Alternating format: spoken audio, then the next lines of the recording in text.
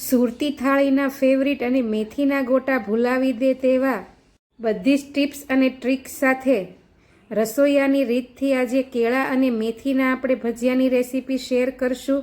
જે રસોઈયા જે સુરતી થાળીમાં બનાવે છે તે જ રીતે તેના એક સ્પેશિયલ મસાલાની રેસીપી પણ તમારી સાથે શેર કરીશ, જેનીથી આ તમારા મેથી કેળાના ગોટા એકદમ રસોઈયા જેવા જ બનશે। તેનું બેટર બનાવવાની, તેની થિકનેસ રાખવાની આ જ ખૂબી છે આ મેથી અને કેળાના ભજીયાની। સુરતીઓનું કોઈ પણ જમણવાર હોય ત્યારે આ ડીશ જરૂરથી બને છે અને આવી રીતે વરસાદનું વાતાવરણ હોય ત્યારે ફરસાણમાં પણ જરૂરથી બને છે। સાંજના સમયે નાસ્તામાં પણ બનાવી શકો।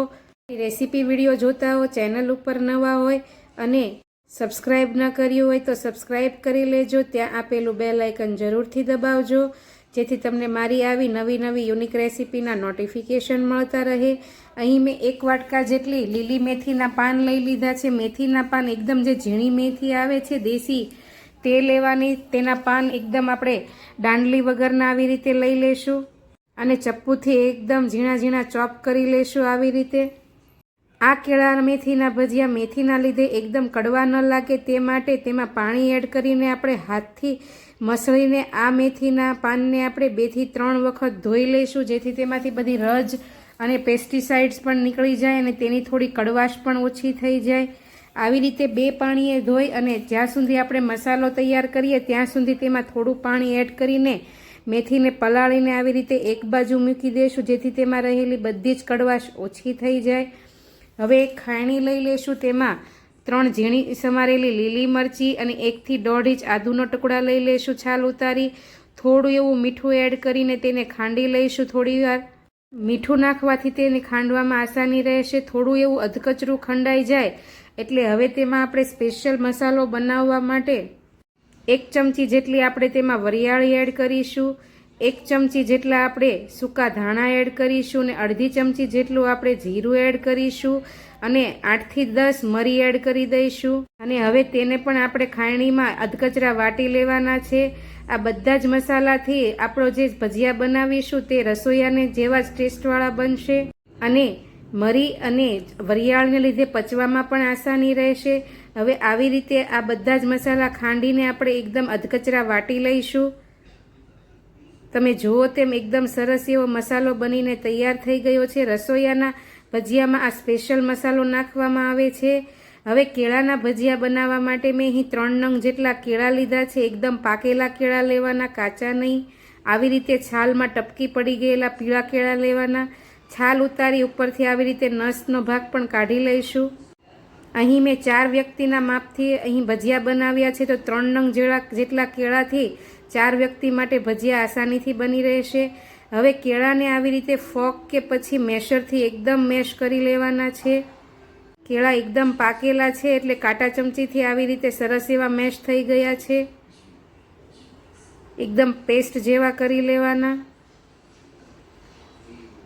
આવી રીતે પેસ્ટ જેવા થઈ જાય એટલે ઉપરથી હવે આપણે તેમાં જે મેથી પલાળીને રાખી હતી તે કોરી કરી નિતારીને તેમાં એડ કરીશું। 1/2 વાટકી જેટલા ઝીણા સમારેલા લીલા ધાણા એડ કરીશું અને જે મસાલો આપણે ખાંડીને તૈયાર કર્યો છે તે પણ તેમાં એડ કરી દઈશું। મેં અહીં આટલા મિશ્રણ પૂરતા જ મસાલો બનાવ્યો હતો એટલે બધો જ એડ કરી દીધો છે। હવે આપણે તેમાં 1/2 ચમચી જેટલી હિંગ એડ કરીશું, જેથી ભજીયાનો ટેસ્ટ પણ સારો આવશે અને પચવામાં પણ સરળતા રહેશે। 1/2 ચમચી જેટલી હળદર પાવડર એડ કરીશું, 1 ચમચી જેટલો લાલ મરચું પાવડર એડ કરીશું જેનાથી કલર પણ સરસ આવશે। 1 ચમચી જેટલો ધાણા જીરું પાવડર એડ કરીશું। સ્વાદ પ્રમાણે આપણે મીઠું એડ કરીશું અને હવે બધા જ મસાલાઓને કેળાની પેસ્ટમાં આવી રીતે સારી રીતે મિક્સ કરી દઈશું। આપણે વધારે લોટ નથી એડ કરવાનો, જરૂર પૂરતો જ તે પાણી વગરનો લોટ એડ કરવાનો છે, એટલે મીઠાને લીધે ધાણા અને મેથીનું પાણી છૂટે તે માટે પહેલાં આવી રીતે આપણે મેશ કરી દઈશું અને પછી લોટ એડ કરીશું, એટલે પાણી વગર જ આપણે આ લોટ બાંધવાનો છે। ભજીયાનું બેટર એકદમ પાણી વગરનું બનાવવાનું છે। હવે કોઈ પણ વાટકાનું માપ સેટ કરી જે વાટકાથી મેથી લીધી હોય તે જ વાટકાથી આપણે તેમાં 1 વાટકા જેટલો ચણાનો લોટ એડ કરીશું અને આવી રીતે ચમચીથી કે પછી હાથથી મસળીને બધા મસાલાઓને લોટમાં મિક્સ કરી દઈશું। સરસ એવું મિક્સ થઈ જાય પછી જો જરૂર લાગે તો થોડો ચણાનો લોટ ફરીથી એડ કરીશું. એકસાથે લોટ નહીં એડ કરવી, જરૂર પૂરતો જરૂર પડે તે જ રીતે લોટ એડ કરીશું. લગભગ એટલા મસાલામાં પાણીની જરૂર નહીં પડે. અને હા, મસાલો મિક્સ કરતી વખતે બને ત્યાં સુધી લોટને આપણે એક રાઉન્ડ દિશામાં જ ફેરવીશું, કારણ કે આ ભજીયા આપણે કોઈ પણ ઈનો કે સોડા વગર બનાવવાના છે. એકદમ અંદરથી સોફ્ટ અને બહારથી ક્રિસ્પી, એટલે આપણે બેટરને થોડું ફેટવાનું રહેશે. એટલે જરૂર પૂરતો લોટ એડ કરીને એક રાઉન્ડ દિશામાં જ આપણે બેટરને ફેરવીશું. અને થોડું કઠણ રાખવાનું છે, એકદમ સોફ્ટ નહીં, એટલે જરૂર પૂરતો જ લોટ રાખવો. મારે અહીં 1.5 વાટકા જેટલો લોટ એડ કર્યો છે ને આવું બેટર બનીને તૈયાર થઈ ગયું છે. ઉપરથી 1 ચમચી જેટલું આપણે તેલ એડ કરીશું. તેલથી ભજીયા તમારાનું જે બેટર છે એકદમ ફ્લફી થશે. હવે એક રાઉન્ડ દિશામાં આપણે આ બેટરને 2 મિનિટ માટે ફેટી લઈશું આ રીતે, એટલે અંદર હવાના કણ ભરાઈને બેટર એકદમ સોફ્ટ થાય. અને આવી રીતે હાથથી ભજીયા પડે તેવું તૈયાર થઈ ગયું છે. આવું તૈયાર થઈ જવું જોઈએ. આટલો જ લોટ ઉમેરવાનો. હવે બેટર સરસ એવું તૈયાર થઈ ગયું છે. હવે એક પેન લઈ લઈશું અને તેમાં આપણે મીડિયમ ગેસની ફ્લેમ ઉપર જ તેલ ગરમ કરવા માટે મૂકી દઈશું. તેલ એકદમ હાઈ પણ ગરમ થયેલું ન હોવું જોઈએ ને એકદમ લો પણ નહીં, મીડિયમ રાખીશું. અને પછી તેમાં સેજ એવી ગોળી પાડીને આપણે ચેક કરી લઈશું. તેલ ગરમ થઈને જો ગોળી સરસ એવી ઉપર આવી જાય તો હવે તેમાં આપણે ધીમે ધીમે હાથથી આવી રીતે મીડિયમ સાઇઝના ભજીયા પાડી લઈશું.